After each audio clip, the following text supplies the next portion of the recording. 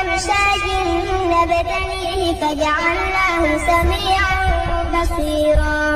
إنا هديناه السبيل إما شاكرا وإما كفورا